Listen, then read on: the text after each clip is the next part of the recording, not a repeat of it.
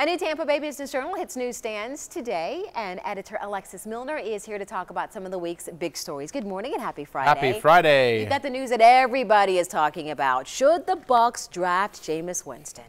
Well, that's part of it, and it is a big story because the draft is coming, and this is a huge deal for the Tampa Bay Buccaneers. And for the Business Journal, why? That's a sports story. Why are you guys doing it? Well, we are looking at it as a huge hiring decision. It has all the elements of a major hire: character, track record, the ability to communicate and be this sort of major voice of the organization. Now, the Bucs have had some highs in their history, but it's not been an easy stretch. They really are relying, there's a lot of weight on this pick. And so our story, Eric Snyder did a great job of talking a little bit about what goes through the process. And in fact, the investigation for teams on these picks can start a couple of years ahead of time. They'll go to the cities and talk to a whole bunch of people and do a really, really in-depth, deep dive into the character and background and try to make the right decision. Now, you never know what's going to happen on draft day, but a lot of eyes are watching, and we took a little bit of this business lens approach because we think this is a major deal for this organization from a business point of view. And sticking with sports, we're moving from the Bucs to the Lightning now, and the $25 million facelift that's going on at Amalie Arena.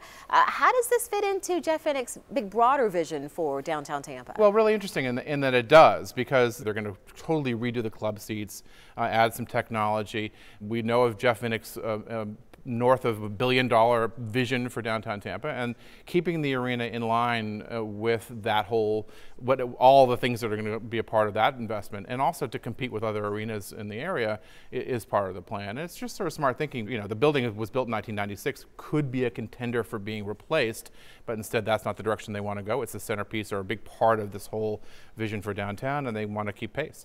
Okay.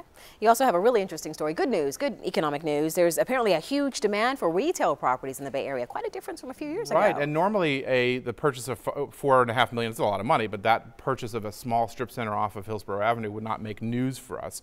The brokers who made that deal had more than 50 inquiries and 14 offers for this strip center. And I think back up at the times of the recession when there were so many of these vacant and dark strip centers.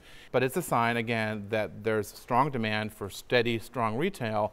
And it just bodes well for this continuing sort of sustained growth of our economy. And I think news like that has a wider context, and that's why we're talking about it. Absolutely. Always good to see you, Alexis. Good to see you. And for more Business Journal news, check out the Money section on our mobile app.